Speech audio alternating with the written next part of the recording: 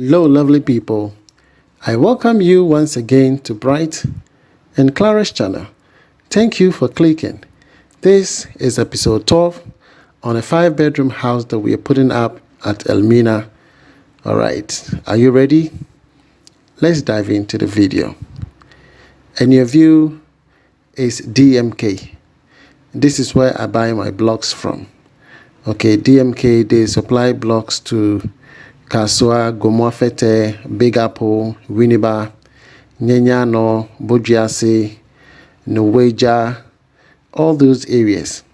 All you have to do is call them and you can pay to them directly on their Momo MTN numbers and they will deliver the blocks to your representatives. All right, so call them and you will not be disappointed. In your view is build and secure. I'm always advocating for security features because burglary proof and security doors will not give you details of who tries to break into your house. You understand? So you will need electric fencing. You will need CCTV cameras. Okay, the electric fencing, we have the razor and then the electric fencing itself. Okay, if you need a biometric access entry, he can do that. Garage door openings, okay, GPS car tracker, all right. He will do that all for you. Contact Nana Kwame Ampedu on the numbers below and you will not be disappointed. All right, so let's dive into the video. This is episode 12. I think I have episode 13 and 14, which will be the final episode of this project that we are taking up at Elmina. Okay. Yes, so I'll be giving you subsequent updates as to whatever unfolds thereafter. In your view is the ground floor plan. As I always say, there has been tremendous changes during the foundation or the digging of the trenches due to certain errors that were observed during the digging of the trenches. And therefore, we've done a lot of changes and whatever you see here might not be exact on the ground. Are you with me? Yes. So changes are bound to happen and therefore as human beings we revolve all the time. There are certain things that we ask architect to put on the drawing and at a later time when you see them in reality you go like, no, this is not what I wanted. So then you have to take it off because sometimes on paper it's different and then in reality it looks different. So that is one aspect. In your view is the total breakdown of how much it's going to cost us to raise the entire structure. As of now, we are still at item number 2, which is costing us 61,585 for the superstructure. And then we'll move on to decking. And then from decking, we'll go to first floor and gable. And then after, we'll move on to the rain gutters and roofing. Okay. And that is the total cost for the entire project, $39,492. Are you with me? I'll be keeping you posted as to whether there have been some changes and we'll take it from there.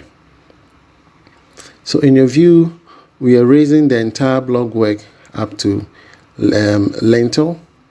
Here we're not going to cast lintel. We are eliminating lintel in order to reduce the cost of iron rods, the cost of labor for casting the concrete for the lintel, the carpentry works for the lintel works, steel bending for this lintel. So there are so many things we are eliminating and also it's another way of reducing costs. It doesn't mean that it will cause harm to the structure, but instead that is another method. You know, in Europe, they don't put up structure in this way. For them, they erect all the pillars and the columns. You understand? They erect all of them and cast the decking. And then later on, they stack in the blocks. Are you with me? But in the other side of the world, we'd like to, lay the blocks and then come later and then, cast the pillars. Are you with me? It also makes it stronger because when the pillar is casted with the block, than when the pillar has already been casted and then you attach the block to the pillar, with time, you will see a crack in that area. So most often than not, you would have to put a wire mesh in between the block and that of the already pillar that have been casted before you do your plastering. If not, if you attach the block just to the pillar, with time you'll see a crack coming from there. That's why Ghana, we prefer to cast the pillars together with the block, so that it catches it together. Or I don't know the English word for that. Please help me out with it.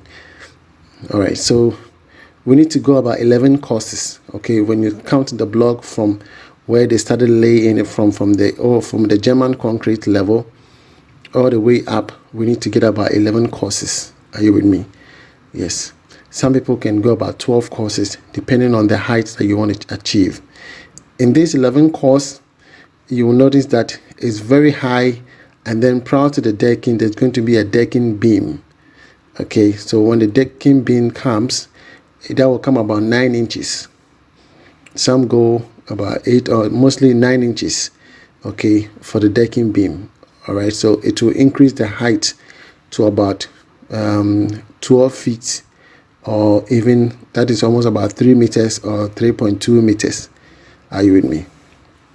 So that is a sizable height, and therefore we do that. Some people want to do a ducting air condition. If you're going to do a ducting air conditioning, then you need to go more than the 11 course. Are you with me? About 12 or 13 course, so that you can have ample space for your ducting. You understand? If you want to do a cassette recess, if you want to do plaster boards, you want to create a volume in between the slab and then the plaster board, so that you can run all your pipes and everything within the conduit. Are you with me? Yes, so that is why we increase the height. And also, when you fix your ceiling fan, you don't expect that when you raise your hand, you should be able to touch the fan. If not, that is a hazard. So those are the main key factors why it is important to raise the height of your block work. Are you with me? It is always important to raise those block work. Okay.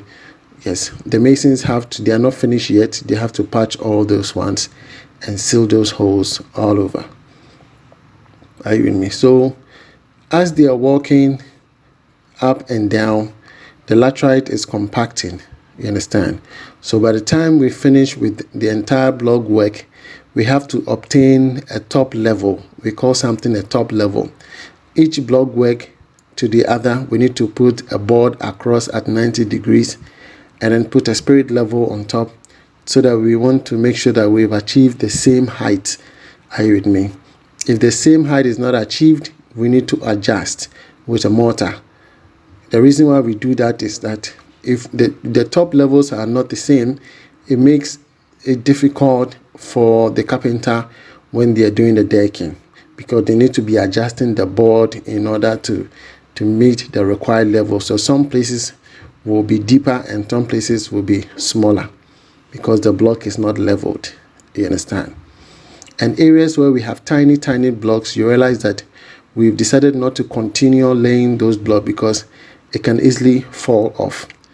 Yes, so we would want to cast the concrete before we attach it to it. And since the concrete will be fresh before we attach it to it, it is better than you having a dry pillars or before attaching the block to it. The total block being used here is 3,200 blocks. Okay, 3,200 blocks. Initially we calculated 2,600, but due to certain changes that were being introduced by the client, we had to increase the block. So an additional 500 was added. Are you with me? Yes. So roughly 3,100, 3,200 are the blocks that were used. This is a 5-bedroom house. Okay, and that's it. Workmanship always varies with the number of people that are working. So each mason usually charge 120 to 150 Ghana cedis. Okay, yes, a mason charges 150 Ghana cedis, whilst a laborer takes 120 Ghana cedis. All this depends on the area where your house is being situated. If you're in the rural, the prices are cheaper. Okay, in the city, that is where you see the varieties. Some places they can charge 120 for the mason and 100 for the laborer. You understand? So it varies. The quantity of blocks, as I indicated in my previous episode where I educate people on how to calculate the cement bags. So every 100 blocks constitute to 2 bags of cement. Okay, every mason is allowed to lay at most 100 blocks per day. Okay, so 100 blocks per day is constituting to 2 bags of cement. Are you with me? So if you have 2,000 blocks, how many cement bags do you need? Are you with me? If 100 bags constitute to 2 bags of cement, this is about probabilities. Okay, so if or else, if 100 blocks constitute to 2 bags of cement, then 2,000 blocks will be how much? So it means 2,000 blocks multiplied by 2 bags of cement divided by 100 blocks. Okay, so 2,000 blocks times 2 bags of cement divided by 100 blocks. So 100 blocks will cancel.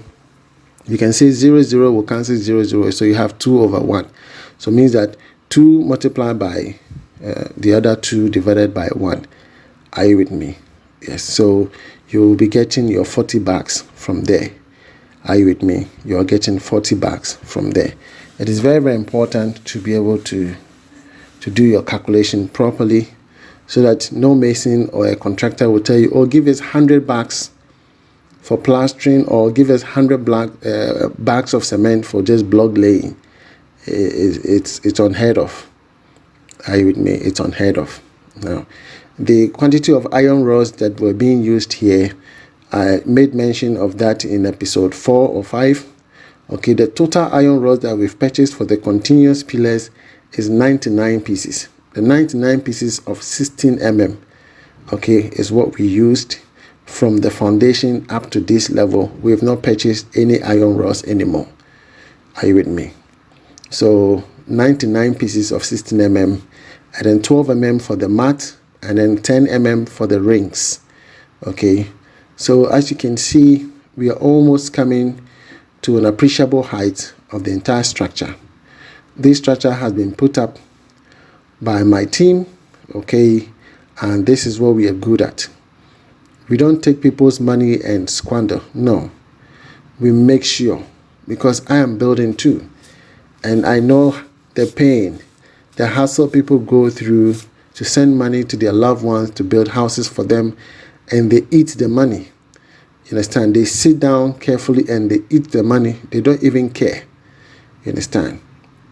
So my goal and my vision of this channel is to help those in that situation, and even to those who perhaps are even new.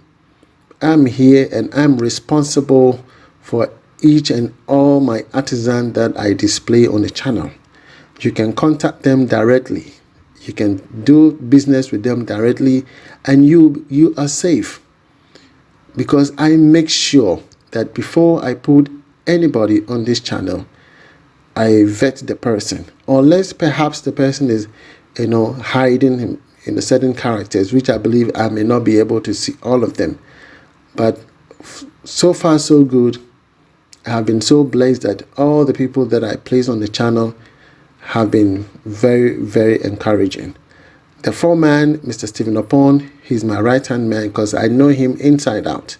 He has been here with me in Dubai for so long, so rest assured that you are safe.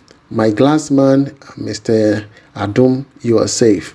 Okay, the plumber is also from my wife's family, so you are safe. You don't have any issue. Mr. William, the welder, you are safe. I have a tiler, Mr. Samuel Aplaga, you are safe. You don't have a problem. You can send money to them directly, and whatever you want them to do, they will do it for you. You understand? Yes, in your view, Mr. Stephen Oppong is explaining the thickness of those pillars. Okay, that most often than not, some contractors try to reduce the size so that they can save a lot on concrete and chippings. But it's always good to leave about 4 inches away from the iron rod on both sides. So total you have about 8 inches, so that the pillars can be very thick, and then once being casted, they can hold the structure properly. You understand? So they are very, very important that you pay key attention to that. All right. The iron rods, you can see the rings, the intervals. Okay, those intervals are very necessary. Some try to do shortcut, they increase the interval because the rings are not enough. The more rings you have, the stronger the iron rods. You understand? There should be more rings. If the rings are lesser, it's easy for the iron rod to bend. Okay, but when you have more iron rods, okay, it makes the if you have more rings, it makes the length of the bar very firm and strong. Are you with me? So those are the key factors that you need to keep in mind. Okay, so cement, blocks, sand, chippings, those are the things you can start buying ahead of time. If you have a warehouse or a store, or you can have a container on your plot of land, provide some security locks, and then start buying some materials, and you can create a small or temporary structure where someone stay there and watch over your materials while you prepare your land for your build. You can contact me via email brightantonio@outlook.com. In case you need my assistance, I'm here to help you. That is my goal. My goal is to help you build your house. You're not supposed to come there. If you want to be there, that's fine. Yes, but if you're not able to, just send the money and we will build your house for you. Nobody will eat your money. I will make sure your house is built because I'm going to be airing it on my channel, and I will show it to the whole world that this is what we are doing and it can be done. A lot of people have given up, but we are going to revive all of them. Okay, give hope to all of us that we can do it. Okay, there are a lot of good people out there and we are one of them. Okay, so come to us, let us build your house for you and you will smile. So I'll come your way with episode 13 and 14, where we'll be doing the pillar castings and then the final block work. All right, from me to you, it's shalom. God bless you wherever you are. Okay, if in case you need my assistance, please do. Okay, my email is brightantonio@outlook.com. All right, I will charge you $60 for the estimate. So cheap. And then we can have a conversation to discuss the way forward. Okay, from me to you, it's shalom. God bless you wherever you are. Bye-bye.